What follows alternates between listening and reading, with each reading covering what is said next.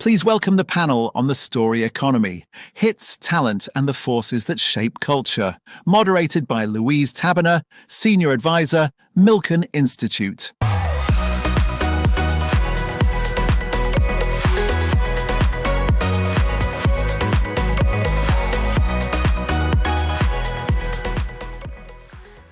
Good afternoon. Welcome, everyone. So we're here this afternoon to talk about storytelling. Storytelling shapes our lives. It is our profession for some of us. Our attention spans at 8 seconds, however, these days. That has gone down from the 60s, 30 seconds, in the early 2000s, 12 to 15 seconds, and it's projected to be 5 to 6 seconds in the next decade. So what does that mean for storytelling? What does that mean for content consumption? I am here with two experts, joined by Camila Cabello, singer-songwriter, and Jane Millichip, the CEO of the BAFTAs, to discuss the importance of storytelling today.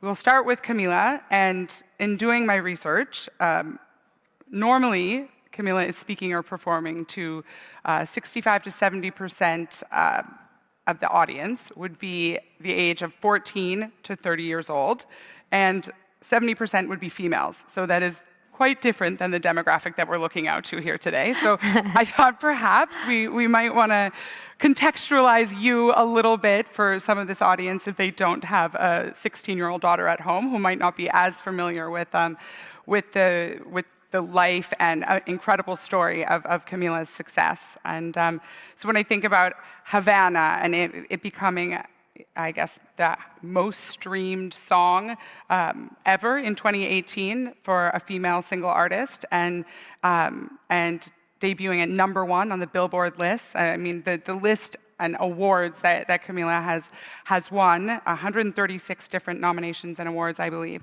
But before all of that, there was a 6-year-old girl leaving Cuba, and I would love for us to contextualize to this audience what was in that girl's mind, and how did this story begin, and how did it get you to be the global storyteller that you are today?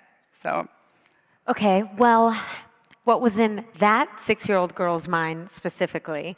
I remember my mom telling me that we were going to go to Disney World because immigrant parents lie. That is how they survive. That is how we survive. And we had left to Miami. We were leaving Cuba. We had actually lived back and forth from Cuba and Mexico and had moved to Miami. And at that time, she was like, "We are going to Disney World." I don't think they knew exactly obviously how to explain to me that we were making a big move. And I think in the beginning, I probably just felt excited to go to Disney World, and then I was like, wait, when are we going to Disney World? Because we actually didn't go for about a year or two. But I think at first I was just like, hey, where are my cousins? Where's my kind of immediate family? And I was in school there. I kind of learned English through watching cartoons, through school. And my dad came over. You got there and you didn't speak any English? No, I didn't speak any English. Okay. Yeah, and then my dad came, I think it was like a year and a half later, and I remember I actually made, my way of making friends was always through music. Like I had my first CDs that I bought in the United States, the first time that I, turned on Disney Channel and watched, the Cheetah Girls or High School Musical. I made friends with the kids in my apartment complex. I remember like my first friend that I had made in the United States, ironically, we were like, we are going to be in a girl group together. We were like 8 years old. And that was my first best friend. Every friend that I made, now looking at it, I made through music and connecting through music. So I think that's a testament to how art kind of brings people together and takes people who are maybe uncomfortable. It kind of facilitates connection. So how did you get on X Factor at 13? 15. So I didn't want to have a quinceañera, which is what Mexican people do on their 15th birthday. Mm-hmm. We have a really big party, and I probably did not have enough friends to have a big enough party.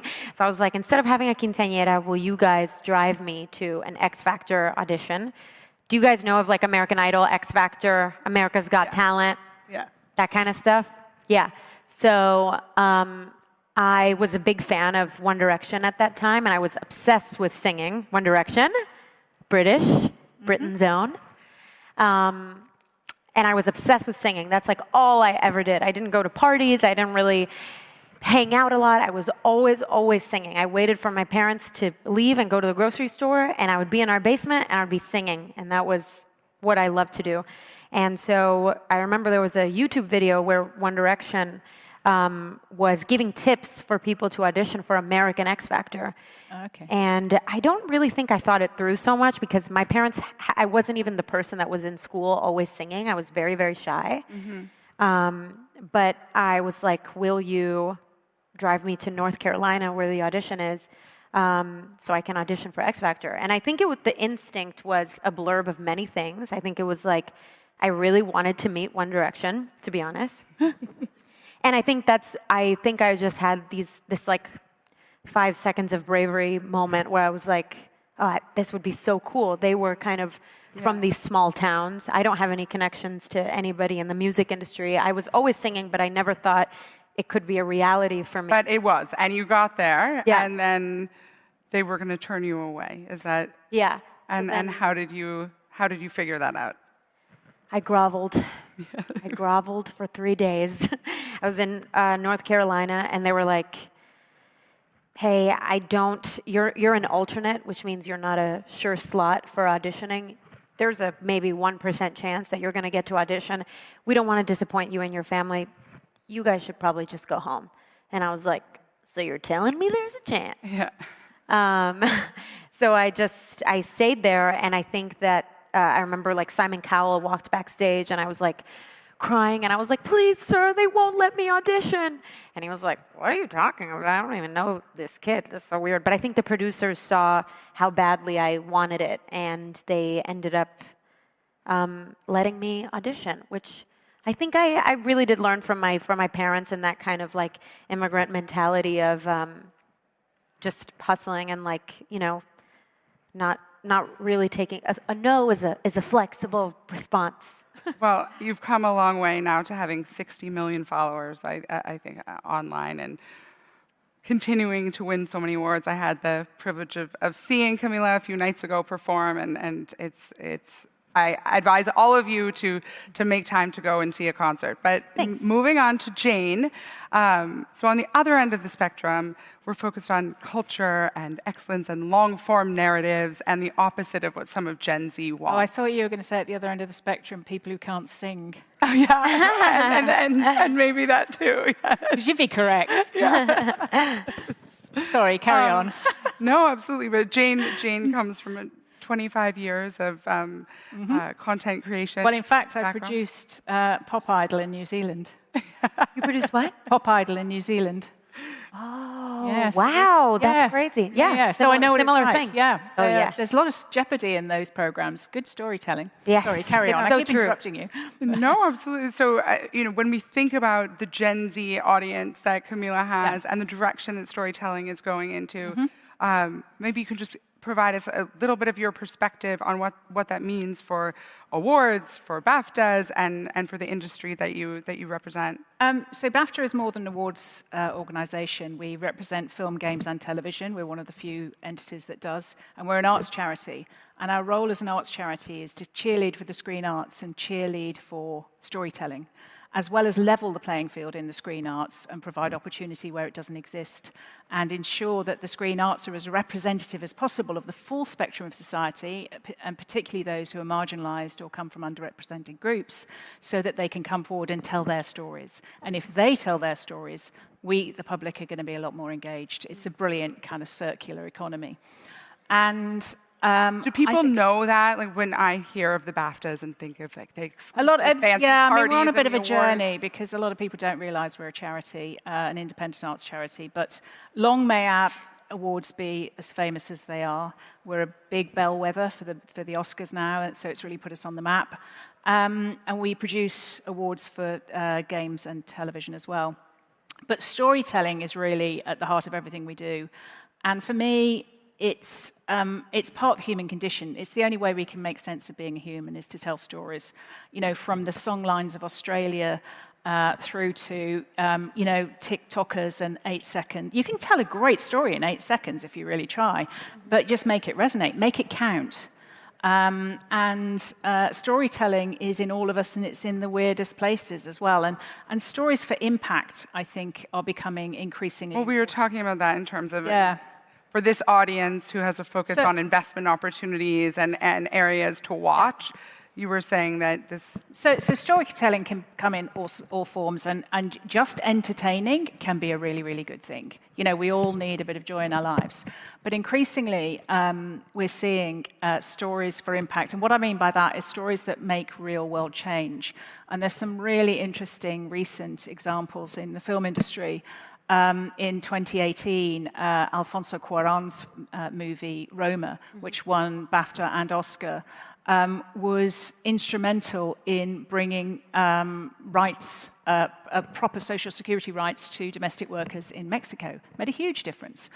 The film Sing Sing in 2024, which is about a true story about a rehabilitation through arts program in Sing Sing, the maximum security prison in New York State.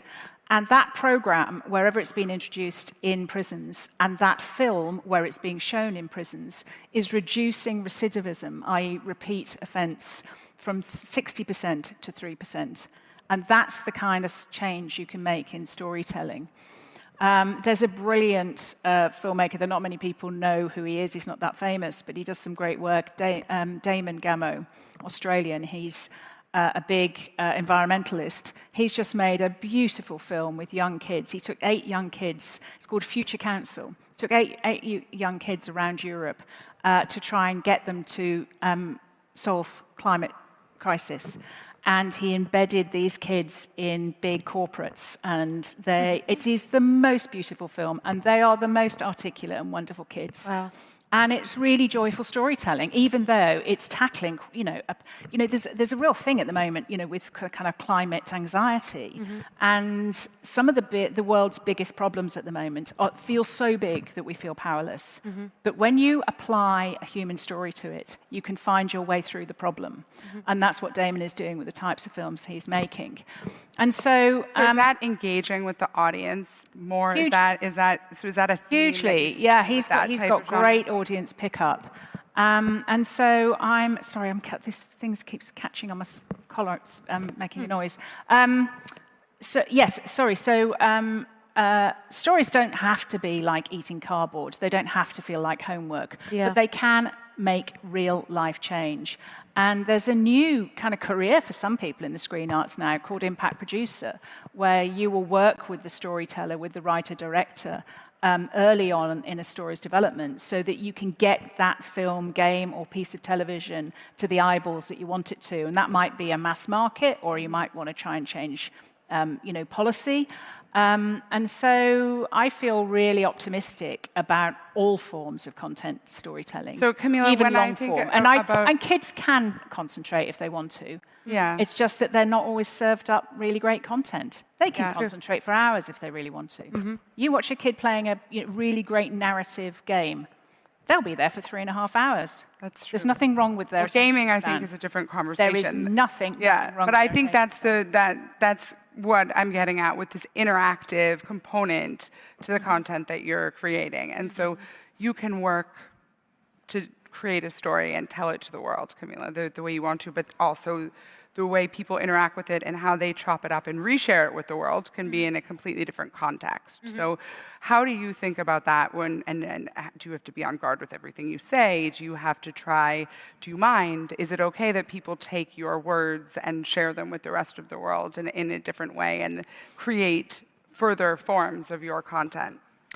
Well, I think with songwriting, for example, or when it comes to when you say content, whether it's live shows or songs, I think that's one of the most beautiful parts of it. When my process is is at first just for me, or a song is just for me, or we're in the rehearsal space and it's just our team building a show, and then when it alchemizes with the audience, it's suddenly something completely different. And it's fun for me to be surprised. It's like a collaboration, between... And do you have to change that? I know I saw you in Saudi last year, and you did a Middle Eastern version of Havana. Yes. And so do you try and engage with the people that you're performing for to make something feel special and unique for them? I think that's actually one of the cool things about how we as humans kind of evolved with the times. Like, I think with the mediums of TikTok and social media now,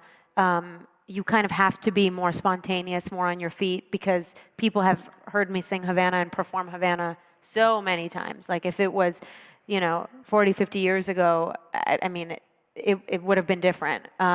Or, for example, when I'm doing my first show on a stop of the tour, before it was like every city was seeing it for the first time. Now, by the time I do the second show, all of my core fans have already seen it. So I do think it has evolved the way my team and I think about it, about how can we make it spontaneous every night? How can people not know, even if they've seen this show on the internet, how can they not know what's going to happen tonight? So I do think it kind of keeps you on your feet more, which is cool. So you were here last year. I've seen you in the Middle East now a few times. And Jane, this is your first trip to Abu Dhabi, and then you're heading on to the Red Sea Film Festival in Jeddah. So what can we expect to see from BAFTAs in this part of the world? Or are you here to curiosity or business? I'm really, it's, as you said, GCC is new to me.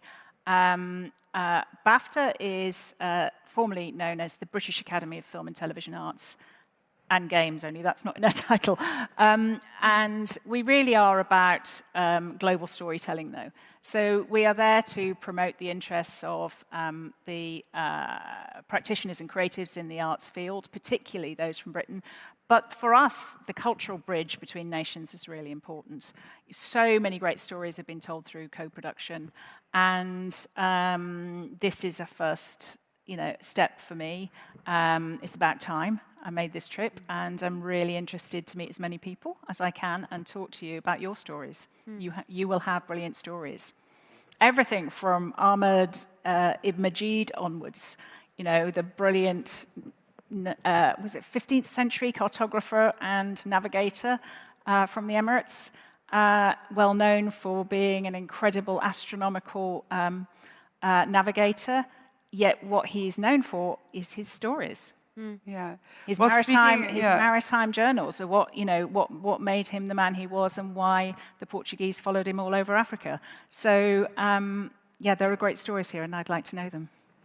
I think there are also many great stories that come out of the BAFTAs or live concerts, and I know you have been kind enough to share some of the funnier ones with me in preparation for this conversation. But I hopefully not the same experience happens on the red carpet in Jeddah, because I don't know how the fans would be treated the exact same way as sort of friendly British people. But perhaps you could share you could share with the audience the story of the red carpet protesters. So the BAFTA Film Awards are the biggest event we do, and it's a really big moment in the awards calendar and in the film calendar, and we go just before the Oscars. So there's a lot of people from Hollywood there, and there's a lot of pressure on us to make it good.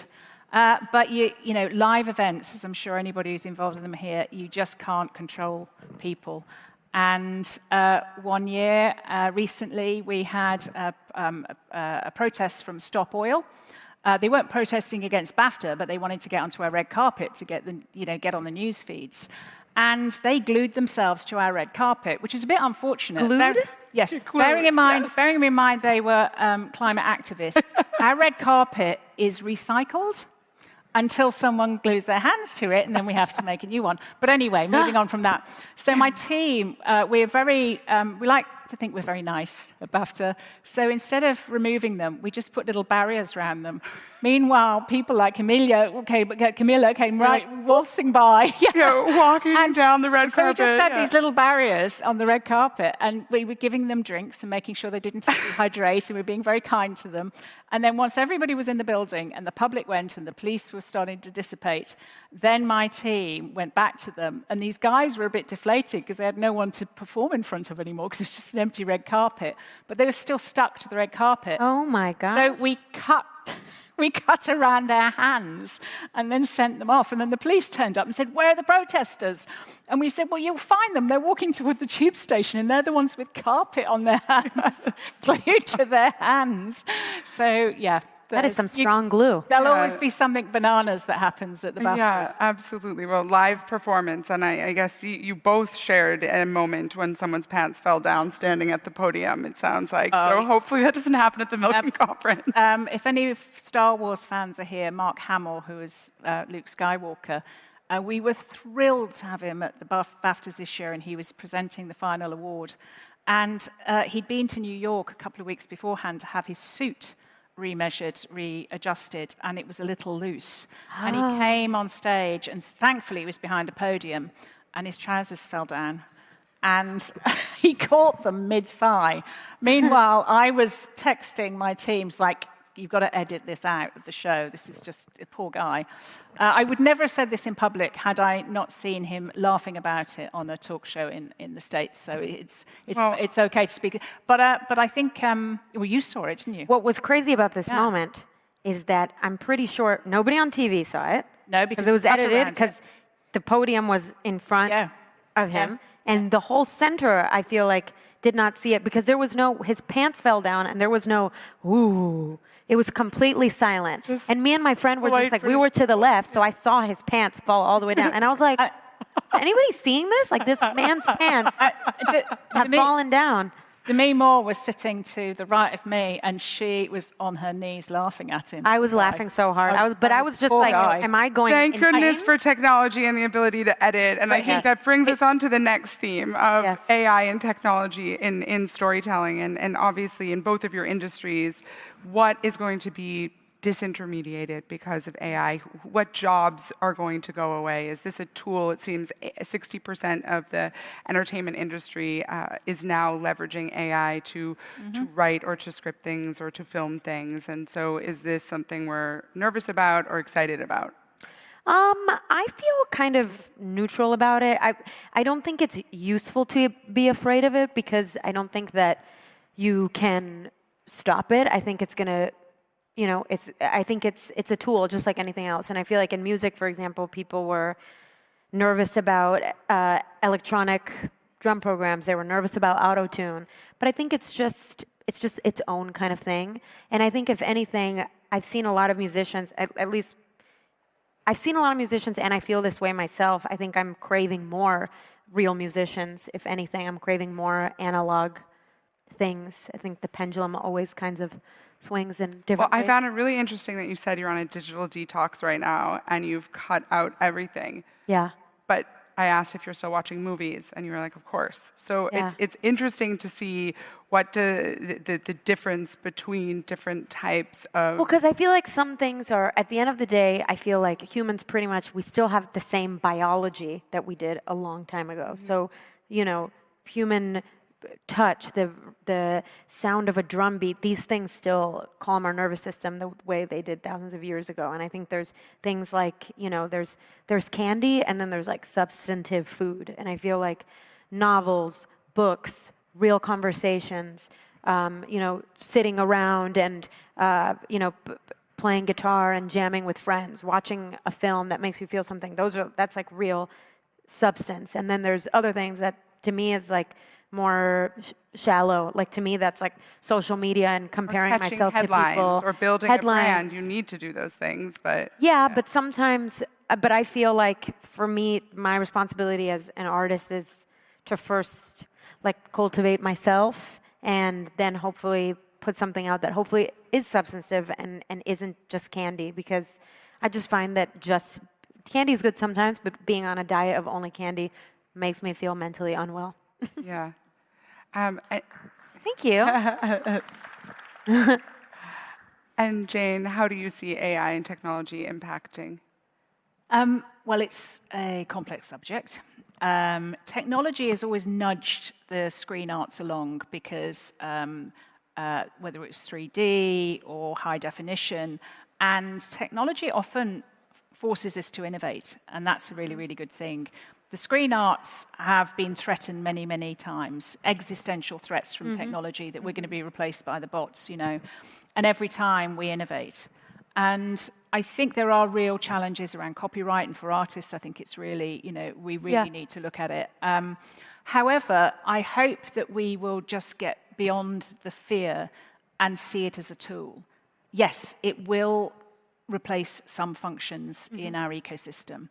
And somebody spoke about that this morning. And we have to work with those people to, if they're young enough, retrain or look after them. They're part of our community, part of our society. But it is a tool. And I've seen AI scripts, and they're kind of, once I've seen them, they're okay. But as we were saying before, I think the unpredictability of the human brain is something we need to cherish in storytelling. But sometimes if you can't get your character from A to C and you need the B, you can use AI to get you there, and you can edit it afterwards. But I think it's a tool that we should embrace. We need to ensure. But when I look at clips, I can't tell if this was filmed and it took film crews and people to fly to British Columbia to film something, or if it's computer generated. But what's so interesting? To tell.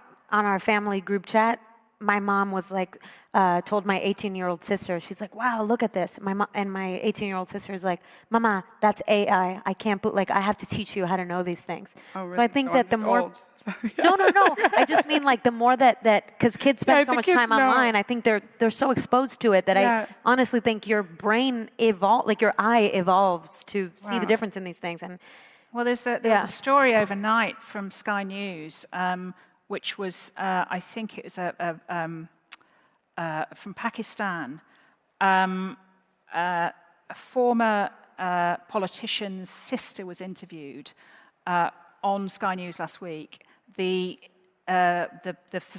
interview was doctored and it was re-released. Wow. And then Sky News ended up in a very meta way covering the fake news story.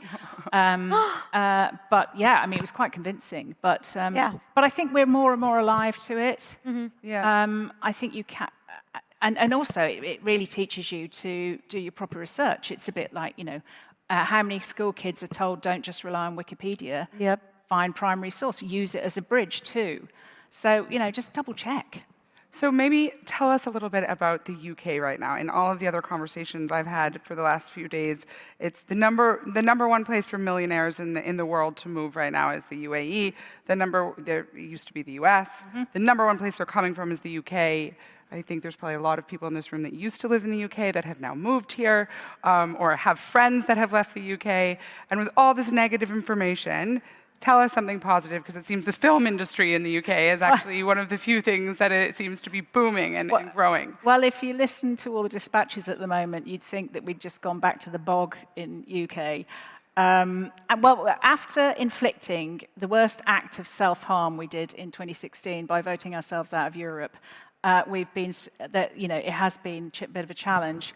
But I would say storytelling is in absolutely rude health in the UK. Mm-hmm. The creative industries and the GVA of creative industries are worth 125 billion. That's 50% increase on 2010.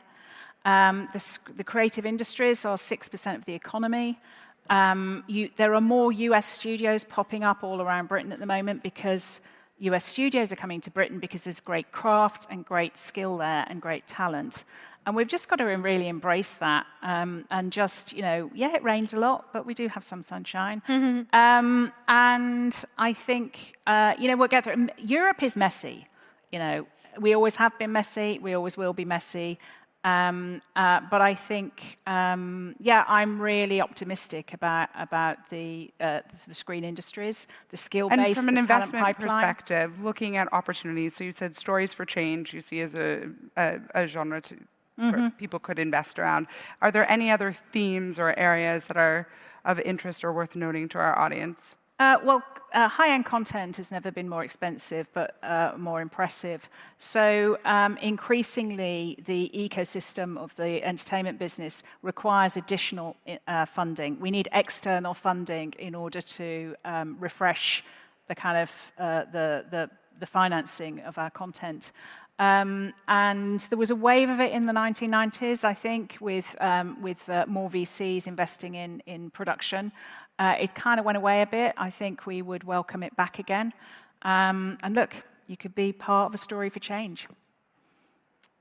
Okay, well, maybe to wrap it up, because I know we're almost done here. So if we were to leave a few key takeaways with the audience around the content creation, creating culture, and storytelling, is there any message that you would want to convey to your audience, to the people that you support through BAFTA, that you would want to share today? Storytelling matters, representation matters, and stories can change the world. And by the way, if ever we invite you to present an award at BAFTA, just make sure your trouser elastic is nice and tight. Okay, I love great. that. I love that. Yeah, no, I think, yeah, I feel like what I would say to any young musician or young creator is tell your story with exactly the resources that you have now, whether that's, your garage band. It doesn't need to be some fancy studio with fancy equipment. Get creative, and be unabashedly you, because I feel like those are the best stories. Okay, well, thank you, ladies. Thank you. Thanks for listening. Thank you so much. Thank you very much. Thank you.